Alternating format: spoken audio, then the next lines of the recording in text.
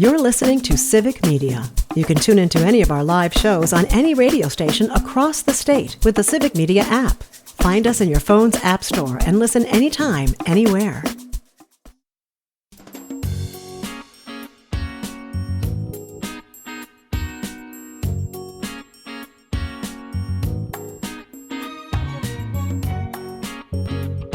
Live across Wisconsin on Civic Media, you're listening to Mornings with Pat Kreitlow, powered by Up North News. Now, from our Lake Wissota studio, here is the founding editor of Up North News, Pat Kreitlow. Hey, good morning. It is 7:06. It is nice to have you back here up north on a Monday morning, October 13th. Parker Olson is producing this shindig down in Madison Studio A2. Dr. Kristen Lyerly standing by in the Green Bay area as well. It is 54 degrees entire. The spot in the state side at 45 right now. Warm spot 61 degrees in Madison, Milwaukee, La Crosse, Manitowoc, Sturgeon Bay, and elsewhere. Again, your local forecast throughout the course of the morning on your favorite Civic Media radio network station. Kristen, you did not do your usual biking to Lambeau Field to watch the Packers, and you have the sympathy or the understanding of Jim in Brookfield, who puts on the text line, "Good morning, Pat. As another new member of the knee replacement club, I can completely understand why Dr. Lyerly did not bike to Lambeau Field. I'm an avid bicyclist who is 3.5 weeks out from surgery, and I'm currently having a hard time with a stationary bike at rehab. I'm confident it will only get better." From Jim in Brookfield. Yes, it will. Jim, keep your chin up. It does. Every day is a little bit better. It's just, it stinks when you can't be yourself. And it really gives you a great appreciation for people who live with challenges and physical disabilities every day. And they just get up and they do what they do and get through it. And we have to do the same. And you know, despite the lengthy recovery, I mean, you still feel like this was the right move, that when all the recovery is finished, this will have been the thing that needed to get done. Well, this is one of those investment in your future kind of things. Yeah. Because my knee was so unstable, it was making it hard for me to go up and down steps, and even just to run. I couldn't run a short distance because I just felt like my knee was going to give out. So now I can do more things, or I will be able to once I'm recovered, which is going to make me age better. And ultimately, isn't that what we all want as we get older, to be the best that we can be? Oh, I would have loved to have aged better. I really should have listened to all that advice back in the day. But Well, You got time to age better still. I'm doing the best I can. pickling helps. Actually, no, that's the whole point. I'm not doing the best that I can, but I can only go up from here, I hope. Anyway, it is 7:09, and all three of us are sitting here wearing Brewers gear of some sort or another, a T-shirt, a jersey, a Hawaiian shirt, all to note that the Milwaukee Brewers defeated the Chicago Cubs in Game 5 of the National League Division Series over the weekend and have moved on. We will now play for the National League pennant against the LA Dodgers starting tonight at American Family Field. And of course, here on the Civic Media Radio Network as well, coverage begins at 6:30 for a first pitch at 7:08. Head to the Civic Media website, civicmedia.us, to learn more. I had some friends ask about, coming out over the weekend, and it was like, no, because if the Brewers win, then there's going to be night games Monday and Tuesday. And I got to keep a little reserve in the tank, because again, the next couple of mornings are going to be, one of those exciting but exhausted type of things. It's the afternoons that really matter now, Pat, because that is nap time now. So, don't you love how, is he not the youngest person we've ever known who has so thoroughly embraced nap time in the afternoons? I don't know. I think that's a Gen Z thing. I think it kind of is. A little bit, yeah. Gen you calling Z, them lazy or No. I think Gen Z is like, you know what? I know you guys did it this way, but it's not actually working. So we're going to do it this way because it actually works. I have a lot of faith in Gen Z. It's More than funny that you say that because look, when you were coming up through residency, I know that every so often I would calculate it for Sherry, and sometimes she would be working at the hospital 100 hours a week. And I'm sure you weren't far off of that. And then you started to notice this trend where, they they decided not to try to kill the residents as they went through the program. Well, the younger docs now, as they've talked about call schedules, I mean, again, for Sherry's generation, it was just assumed you would work a 24-hour shift, Or like 7 more. a.m. to 7 p.m. Or in residency, it was always, a lot more than that. And there had been this move about changing some call schedules and things. And one of the younger docs was like, put their foot down and said, absolutely not. There's no need to do 24s when we can do 12s. And so one was doing 7 p.m. to 7 a.m. and one was doing 7 a.m. to 7 p.m. And for Sherry, it was like, it makes so much sense, but my generation wouldn't have dreamed of speaking up because you just did it because that's the way things were done. The younger folks are like, why are we doing it? Why are we killing ourselves? We can do 12s instead of 24s. We're like, that's brilliant. Why didn't we think of that? Because That's the thing about, right? That's the thing about Gen Z. They're just like, no, I don't think so. That's the way you've always been doing it. No, why? And, it makes us question, like, why have we? Those work hour restrictions were game changers. But you have to balance also, when you were there longer, you got to see more stuff. But there are studies that show that if you've been working 16 hours straight, after hour 16, your mental capacity starts to diminish. We're humans. And even when you're young, you're just not taking the best care of patients after 16 hours. So actually, it's better for everybody. It's better for the people who work. It's better for patients who receive care. It's better for families who are, trying to navigate that. It's better. It's just a giant change in the system and how the medical training system has to work. And it's been a very challenging change. It's all about allocation of resources, which takes us to the federal government shutdown. Oh boy. And when I asked, what do we want to kick around on Monday? And you said, can we mention that as part of the government shutdown, the president of the United States decided to lay off 1,000 people or so at the Centers for Disease Control and Prevention because nothing screams competent government like laying off the people who respond to Ebola and Mpox and measles outbreaks in the US and things like that.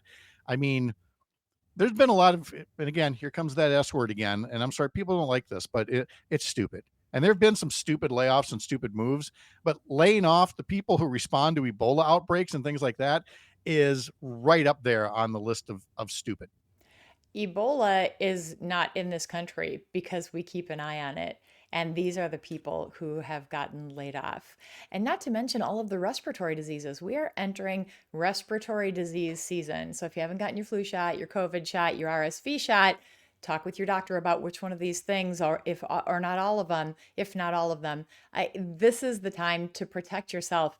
But these are the folks that were laid off, and they weren't laid off strategically. They were laid off haphazardly. J.D. Vance himself admitted that it's chaotic, and he said this chaos has to happen. But I fundamentally disagree. You can't lay off all of these leaders, including the entire staff of the CDC in Washington, D.C. That's the conduit to Congress from the diaspora of CDC people who are all over the world keeping an eye on all of these infectious diseases. What are we going to do when Congress doesn't know what's brewing? And what are we going to do as practicing doctors in the wilderness all across the country trying to make decisions for our patients without information? It just we hear that, oh yeah, some of them were immediately rescinded and the layoff notices and they were hired back, but we don't know that. We can't really trust you because there have been so many people who have heard that they were fired, then not fired, and then, well, yeah, you actually are fired, and then you're not fired. Well, and this happened Friday at 9:00 on Friday night of a holiday weekend. Yeah. So we don't actually know who's there, who they took it back, but we just don't know. It was all about, looking tough, like, well, if you guys won't do what we want for the government shutdown, we're going to fire all these people. You did not have to fire all these people. That was not an inevitable function of a government shutdown. It means a lot of people work without pay and get paid later, but to take it to the step of actually firing people is, wildly unnecessary. And I mean, that's just for starters of the things they've done that are so over and above what would be necessary in a government shutdown. And we mentioned that in the Sunday morning newsletter as well, that you've got all of these, healthcare cuts. You've got all of the plain politics with spending cuts. We've talked about that. Now they're putting partisan propaganda on government websites, and even the airport video at TSA, which used to be a very common sense video of what could be in your bag and what couldn't be in your bag. And then when when the administration changed in January, it was Kristi Noem, and it was just her talking like, I'm Kristi Noem from TSA, and we're doing all these great things for you. It was not informative whatsoever. It was totally a vanity project. And now it's a new video with Kristi Noem going, because of Democrats shutting down the government, blah, blah, blah. I mean, again, just political propaganda playing in the airports. And somebody let it be known that these videos are not required to be played by the airports. And so Portland, Oregon was the first airport to go, yeah, we're not playing those. I love Portland. All the pictures of the people in the blow up costumes in the streets. That is Yes. just the best. Oh, Yeah. and Saturday Night Live, Tina Fey was on playing the role of Kristi Noem, Amy Poehler as Pam Bondi, and it was nice to see. Every so often Saturday Night Live gets its political mojo back, and definitely had it in pointing out, I mean, yes, the ridiculousness, but the cruelty in a ridiculous way about the way that this shutdown is being handled and how it affects very real people and not just doctors and their patients. We've talked about in farming and in the business world, they're not seeing the data that government normally collects for all of us and enables us to make smart decisions about investments or planting or anything like that. And all of these functions are just gone right now. And again, only so that Trump and the Republicans, can protect the massive cuts that they made to healthcare. Thankfully, Kristen, poll after poll after poll is showing folks aren't buying this. They understand what's really at stake here.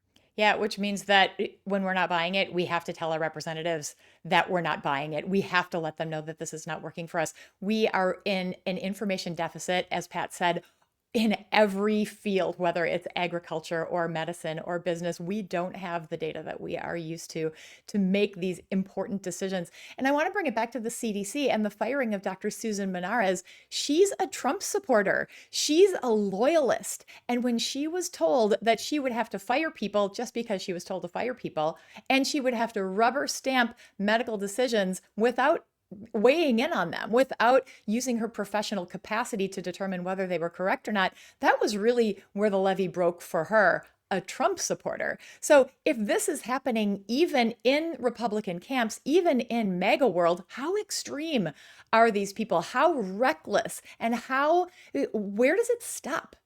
Is there any place where they are actually thinking this could be harmful to the American public? We need to have some sort of a conscience here. It doesn't appear that there is. No, I mean, it really does look like you could not have asked for more if you were, say, I don't know, Vladimir Putin, and said, how can I undermine the United States of America? Oh, if only we had a president of the United States who would do the undermining of America for me. And it's happening on so many different fronts right now.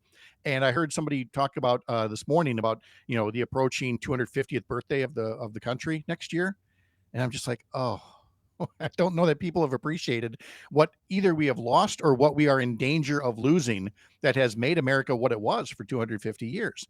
And when you're laying off the people responding to Ebola outbreaks, that might be a hint of what we're facing right now and need to stand up against. Still ahead this morning, we're going to be talking to State Representative Jody Emerson about her new package of bills to support higher education in Wisconsin. I'm Pat Kreitlow. This is the Civic Media Radio Network.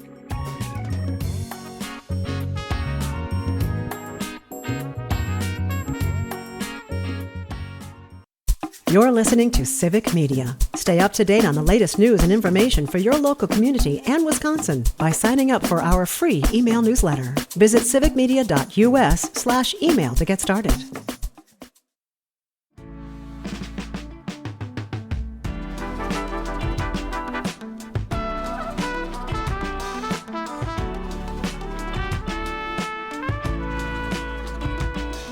Up on our website, upnorthnewswi.com, you can find the written versions of the longer versions of things that we post up on social media. We put a lot up on Facebook, certainly on Instagram as well, a little bit on TikTok. And then sometimes we write the accompanying stories and put those on the website. And on the website right now is my latest updated story on the governor's race. Each one started with the same graphic, a graphic of 12 different people who have been or might run for governor. Are they in? Are they out? Is there a question mark next to their name? And everybody on that photo has has something new next to their name, that they're in or they're out, except one, Lieutenant Governor Mandela Barnes. Waiting to see what he does, what he decides on. Remember, we talked to Earl Ingram 1 week ago today, and he said that he had talked to Mandela Barnes and that, we should not be surprised if he gets in the race. And we'll ask Earl coming up after 8 o'clock if he's got any new insight on that. But the story, the newest story on the website, also says, what about the significance of Josh Call not running for governor? What does that mean for Wisconsin? And beyond the governor's race, it really has something to do with providing some security when it comes to standing up to the Trump administration. For all the details on that, see my article over on our website, upnorthnewswi.com. All right. This is a case where somebody has put something in the comment section, and I feel like this is a good time to address this. And it deals with the Affordable Care Act and the whole note about the government shutdown. And I have made note that Republicans want to make healthcare less affordable, because that is the net result of what they are doing. When you are letting the enhanced tax credits expire that made the Affordable Care Act policies more affordable, when you're making the cuts that you're making to Medicaid, when you're putting more eligibility red tape in the way, you are making healthcare less affordable. And why would you do that? Well, probably because you're doing the bidding of some big campaign donors, people who work in corporate America, for-profit health insurance companies, and things like that. So we hear a lot about the marketplace and the magic of competition. It doesn't work that way in healthcare. And I'll tell you why. Right after I share this comment that says, your premise that Republicans want to make healthcare less affordable is totally wrong. As a small business owner with just under 100 employees, we have seen firsthand the effects Obamacare has had on health insurance. We used to be able to pay 100% of our employees' insurance. Once Obamacare kicked in, premiums have continued to rise to the point where we are only able to pay 50% of the cost. This started immediately after the legislation was passed. Not only have premiums skyrocketed, but coverage, mainly deductibles, and total out of pocket has increased substantially. It is now catastrophic insurance. Do away with Obamacare. Now, I appreciate that comment came in. That comment is well taken. It is a comment that I have heard many times over the years.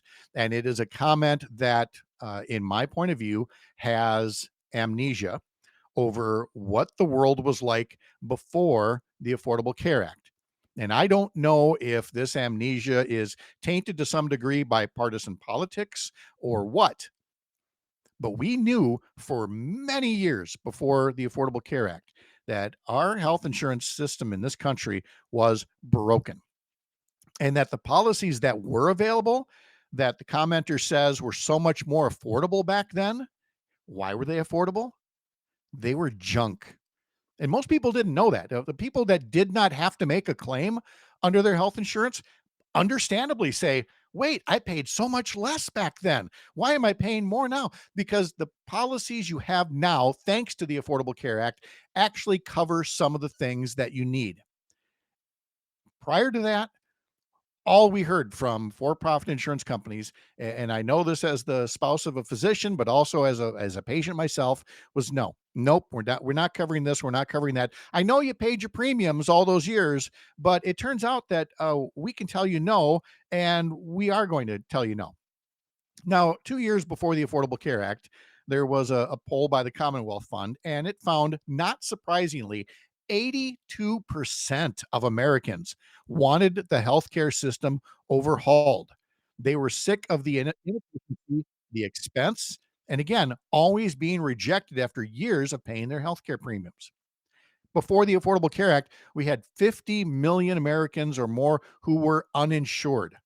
That number has shrunk to such a low figure that we did not think was possible prior to the Affordable Care Act passing in 2010.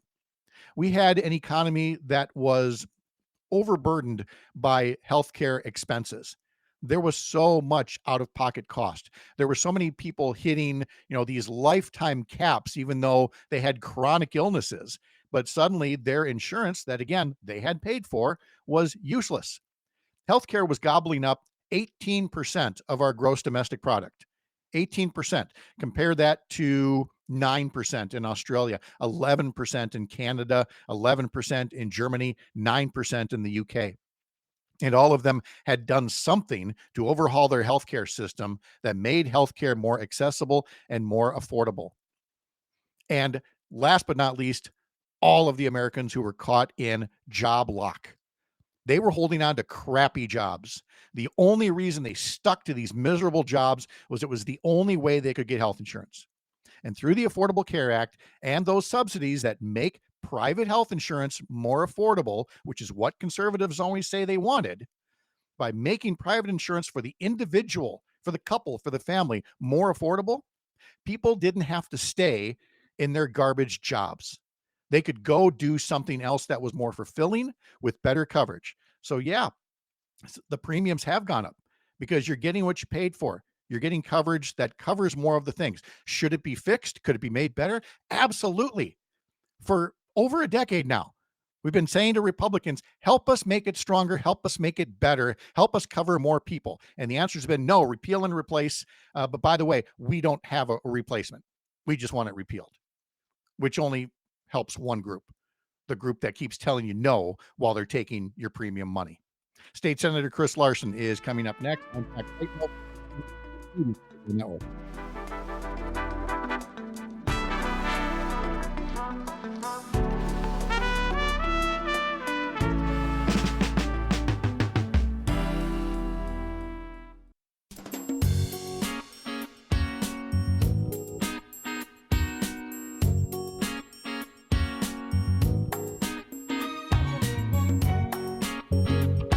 Live across Wisconsin on Civic Media, you're listening to Mornings with Pat Kreitlow, powered by Up North News. Now, from our Lake Wissota studio, here is the founding editor of Up North News, Pat Kreitlow. Hey, good morning. Nice to have you back here up north at 7:06 on a Thursday morning, October 16th. Parker Olson producing things down in Madison Studio A2. Coming up in our next half hour, we're going to be talking to Cindy Greening, who is one of the organizers of the many No Kings protests that'll be taking place around Wisconsin in nearly 100 locations on Saturday. And then there will be millions of people around the country who are protesting as well, the things that the Trump administration has been doing for the past 9 months here. Rob from Tigerton says, good morning. From Tigerton, cloudy and 46 degrees with a beautiful sunrise. I'm going to have to take your word for it, Rob, because you're a little farther to the east than we are. So I haven't seen that sunrise yet, but it should be, and forward to it. We also heard the conversation with all kinds of folks, including candidates who are going to be part of next year's race. And we try to let them know that this is a place where they can come in anytime, say hello, let us know what kind of things they're up to on their many campaigns. There are several candidates, for example, for governor, and it's always nice when one of them is able to drop in and give us an update on their race. And that is the case right now with State Senator Kelda Royce from Madison, who is running for governor and was in the Chippewa Valley overnight and joins us from Eau Claire this morning. Kelda, good morning. How are you? Good morning, Pat. It's great to be with you. It's good to see you as well. I know you've had a long, busy day of travel. Yeah, no doubt meeting a lot of folks and of course, having to find time to make those phone calls as well that every candidate has to do. Talk about some of your recent travels. Yeah, well, it's been great. Yesterday, we were in Jackson County, talked to about 24 very, very enthusiastic Democrats, and then we went to the People's Protest in Eau Claire. And they've been continuously protesting for every week since Trump was inaugurated. That was really inspiring to see the community support. I was able to stop into the Eau Claire Leader Telegram and have an interview with Marshall Bauman there. And today I'll be at the Coffee Clutch in Eau Claire, and then later on to Chippewa Falls, meeting with some union folks, and finishing the night at Rusk County's Pizza and Politics. So it's a great, fun itinerary. And you can hear I'm a little hoarse because all I do is talk on the phone while we're in the car. Absolutely, you do. This is very reminiscent for me of 2018 when I was Mhm. helping out my friend Dana Walks when he was running for governor. You are just on the road constantly. You are all the time talking to people and making new friends, finding new donors, telling people about your positions, and especially in a multiple candidate field, what it is Mhm. about you, that stands out. And so as far as the trip that you've been making right now, again, you're used to people knowing you around Madison. You do have some statewide name ID, but there's always new people to meet out there. So tell folks that you're going to meet some people for the first time today at the Eau Claire Democratic Party Coffee Clutch, something they do every week. It's a great little informal conversation. I've been there a few times myself. So you want to give us your kind of your opening remarks to the people in that room that aren't familiar with you? Sure. I'm Kelda Royce. I'm a Democratic candidate for governor, and I've been serving in the state Senate since 2020. I previously served 2 terms in the Assembly, but more importantly, I'm a small business owner, mom and stepmom of 5. I'm an attorney by training, and I've been on the front lines in every progressive fight for about 25 years. So, whatever our legislative situation is in 2027, we're going to need a governor who's capable of getting things done. And I have spent my professional life doing that in all kinds of tough situations. I'm really passionate about public education, about economic opportunity, raising wages and lowering costs for things like housing and childcare, and making sure that every Wisconsinite has health care. And these are going to be big, big fights that we're going to be up against in the next couple of years. We also need a governor who's going to stand up to Trump and be unequivocal and honest about what he is doing to our country and our freedoms. We're talking to State Senator Kelda Royce, Democratic candidate for governor, who's visiting through the Chippewa Valley right now. And let's talk about the field in the race and how things were changed last week with the decision by Attorney General Josh Kaul not to join the race for governor, but instead to run for a third term as state attorney general. Now, there are impacts there not only on the governor's race, on you and everybody else who'd already announced, but frankly, what it means for the state that Josh Kaul has decided to run for a third term and perhaps serve as attorney general for another 4 years. What in your mind overall is the big impact of Josh Kaul deciding what he decided? Well, the biggest impact is that Josh Kaul, who has been a great attorney general for us, and especially in this really dangerous Trump era, is going to be able to continue doing that. I think he understands more than anyone what is at stake and why we need a Democratic attorney general. And at the end of the day, he is excellent at his job, and he did not want to leave Wisconsin in a position where we'd be struggling to elect a new governor and a new attorney general at the same time, just because it is so essential that we have a Democratic governor to protect us from the harms of the Republican regime in Washington. This is also why political predictions are dangerous and why we appreciate people listening to this show, but don't ever wager money based on the things that I say. Because I would not have been surprised if Josh Kaul had gotten into the governor's race. And what I told people when we'd have these conversations, my response was, and then Kelda Royce is going to be a slam dunk attorney general, for the state. But again, it all depends on what people make their decisions the way that they do. And so now with you Right. running for governor, I mean, there's still one or two question marks out there. People looking at whether former Lieutenant Governor, Mandela Barnes will be getting into the race. Mhm. You get the rumors about everybody, about Ron Kind and everybody else, but from a broad standpoint, looking at this field, I notice a Mhm. lot of similarities to 2018.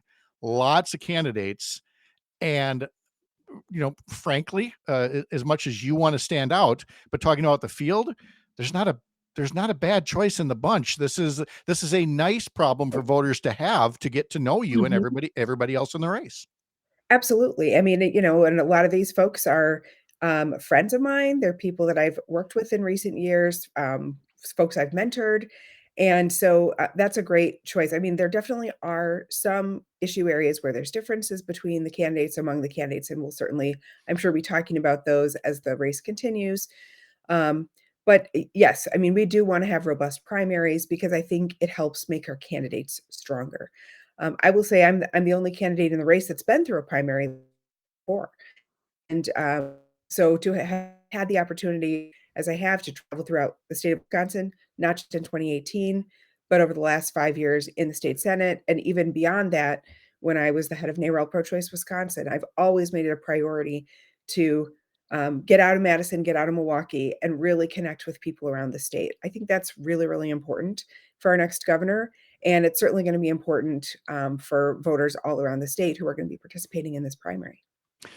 There is one candidate who's running ads already that we can hear on our radio network, and we're not going to get into the particulars of every candidate, but when candidate Ryan Sternad is running commercials saying, basically running as the blue collar candidate, he's a beer vendor, at American Family Field, and has, the dirt under the fingernails aspect to it.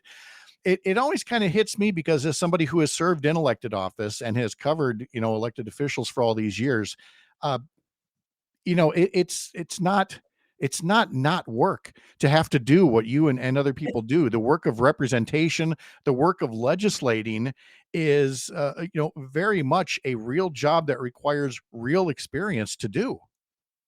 Yeah, I think that is one thing I've learned I've run a successful small business for 13 years that I founded. I'm an attorney by training. I ran a statewide nonprofit focused on reproductive rights for 4 years, but I do think that the most difficult things that I have learned over 25 years are how to get things done with people whom you don't agree with all the time. And in Wisconsin, we are a purple state, and everyone has good ideas. Everyone has something to offer. Not every idea is good, but what I have learned is that if you are willing and capable of digging into the details, building relationships, and listening to people, you actually can get a lot done, even in situations that might seem politically very difficult. I've had some of my biggest political victories on passing bills and policies in Republican legislatures. And I think people would be surprised. They'd say, "Oh, Kelda Royce, she's from Madison. She's a Democrat. She's liberal. She's an abortion rights supporter." And they would be surprised to learn that I helped pass the first pro-choice law in 30 years through an anti-choice Republican assembly before I was even ever elected to anything. And you learn, you kind of get bruises and scars from these battles, and you learn and you become better and you mature. And I think, my hope is that I'm always going to continue learning and becoming better. But I feel like, yes, there are fundamental skill sets that you learn over time doing this work. And those are going to be really important as we think about who's going to lead the state in the coming years. Senator Kelda Royce, candidate for governor, is our guest. Now, contrast what you just said about your experience and having to work across the aisle to potentially get things done. Contrast that with one potential opponent, and that would be Congressman Tom Tiffany on the Republican side and running for governor. And where, again, he'll say, "Well, I was in the state Senate and now I've served in Congress." But where do you think the differences end when it comes to your level of experience versus his? Well, I don't think Tom Tiffany has a lot of bipartisan accomplishments under his belt. In fact, I wonder, whether he's even holding regular town halls in his district. I think one thing that's been really disappointing about Tom Tiffany is that he's willing to just do whatever Trump wants, whether it's good for Wisconsin or not. And I think that's hard because we deserve here in Wisconsin leaders of any party who will think for themselves, who will be their own men and women, and not be beholden to what some party boss or special interest or corporate overlord tells them. And I think if you look at Tom Tiffany's voting record, that's the most disappointing thing about it. Whatever Trump wants, he's the rubber stamp. He's the yes man. Of course, he's voted for some heinous things. He's voted for a complete abortion ban at 6 weeks before most people even know they're pregnant. That's the kind of ban that are killing women in states that have implemented them since the Dobbs decision. He's voted to throw hundreds of thousands of Wisconsinites off their health insurance and cause our premiums to skyrocket. That's not the kind of leadership Wisconsinites want. No, I also noticed he tried to have it both ways on abortion when he got into the race and was asked about it and said, "Well, I support state law as it is right now." Oh, yeah, right. Give me a break. This is a guy that spent his whole career grandstanding on this issue, and now, like so many other Republicans, wants to run away from it now that it's unpopular. But I think about his approach to lawmaking versus what I've spent the last few years doing, where I've worked closely with Republican colleagues in the legislature to try to expand access to nurse practitioners. We've got a huge healthcare workforce and healthcare provider shortage across the state. And for many years, I was the only Democrat on that bill. Actually, my own Democratic governor had vetoed it several times, but we compromised, we made changes, we worked with stakeholders, including physicians and nurses, and finally we were able to get that bill done. And that's going to have a positive impact in terms of people's ability to get healthcare, especially in rural areas of the state. That's the work of being governor. That's leadership.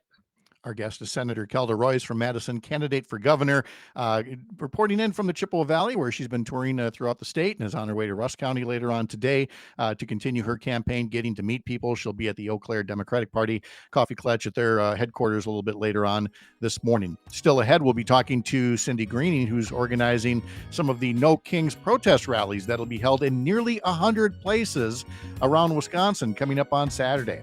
From the heart of America's up north, live from Lake Wissota, thank you for making this a place to spend part of your mornings. I'm Pat Kreitlow. This is the Civic Media Radio Network.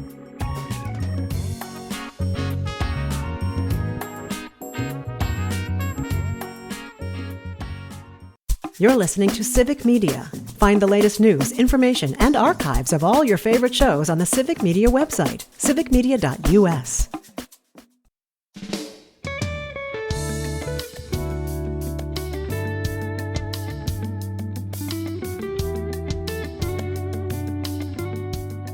So here's what's coming up this morning here on the program. State Representative Jody Emerson from Eau Claire will be along to talk about a new package of bills supporting higher education in Wisconsin, which to many of us sounds like a no-brainer, but is not for certain parts of our legislature. And so she's going to unveil what she's got proposed and the difference between what others in the legislature would be doing for colleges and universities in the state of Wisconsin.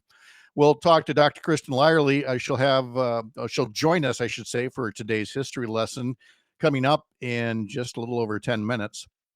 And then after 7 o'clock, we will talk about the government shutdown and how President Trump made his latest move related to the shutdown, firing like 1,000 people at the Centers for Disease Control and Prevention, because nothing says running a government capably than letting go the people who respond to Ebola and measles outbreaks and other things. So Dr. Lyerly will have some thoughts on that.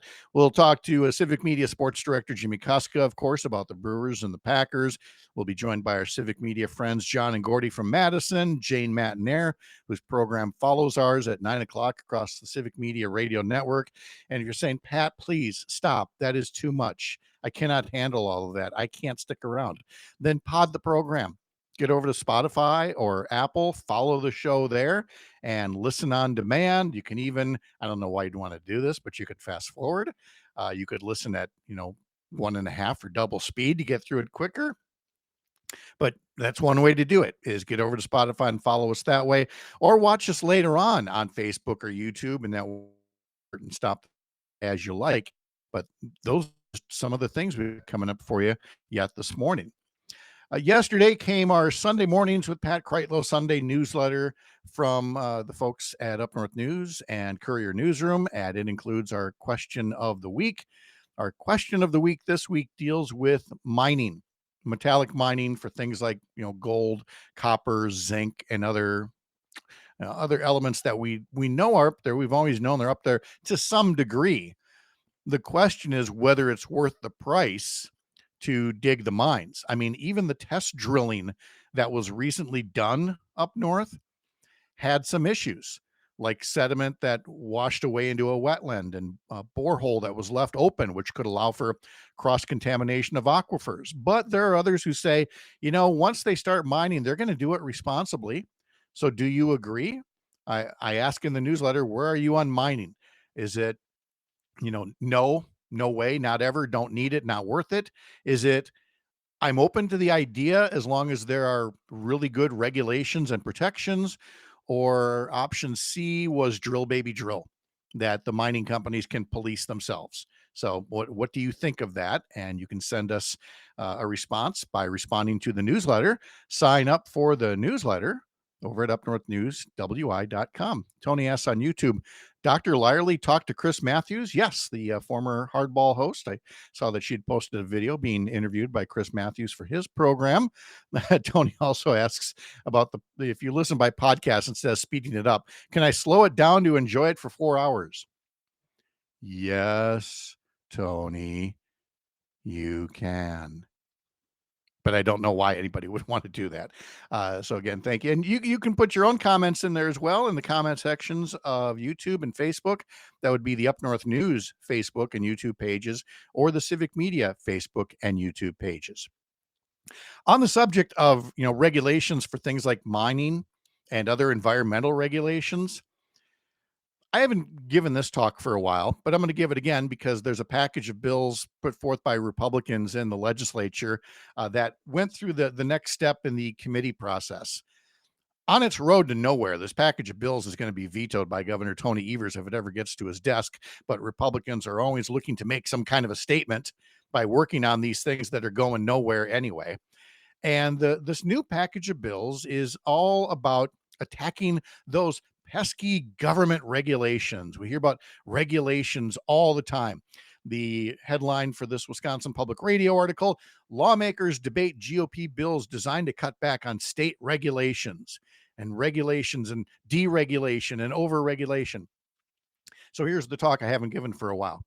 When you hear regulations, when you hear deregulations, anything about regulations, take out the word regulations, put in the word protections. Because by and large, that's what those are. They're protecting something. They're either protecting the environment, or they're protecting you as a consumer, or they're protecting you as an employee. Now, I'm not here to say that every regulation is perfect and that every regulation has to stay on the books. The trick to being a lawmaker, as I discovered firsthand, is basically eternal vigilance. Always being aware that some regulation isn't living up to what its authors promised. It needs to be modified, or it needs to be removed. It needs adjustments. But to erase regulations for the sake of erasing regulations is really just attacking protections. In other words, you're doing the bidding of some business or some group that wants to remove those protections so that they can, for example, drill as much as they want and not have to worry about those pesky regulations about groundwater contamination, or the regulations on things like, child labor, because there are people that want to address the labor shortage in this country, not by fixing immigration, but by letting more 14-year-olds and 13-year-olds and 12-year-olds do job duties that we passed child labor laws a century ago to deal with, so that our kids would not be facing those kinds of troubles. But people say, oh, it's those pesky regulations.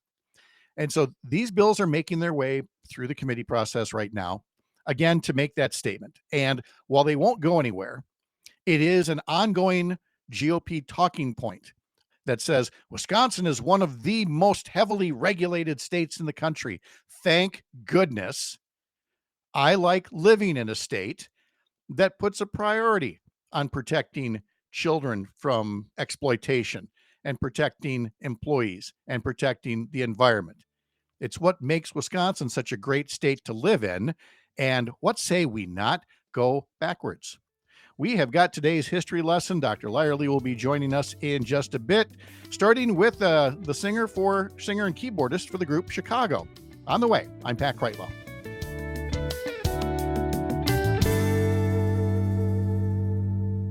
The national news cycle never stops, but it can be hard to find news about your local community. Civic Media is dedicated to providing quality local and state news coverage across Wisconsin. With the Civic Media app, you can get notifications about local stories that matter to you and your community. Find the free Civic Media app in your phone's app store and choose notifications from the menu to tell us what kind of news you want to hear about.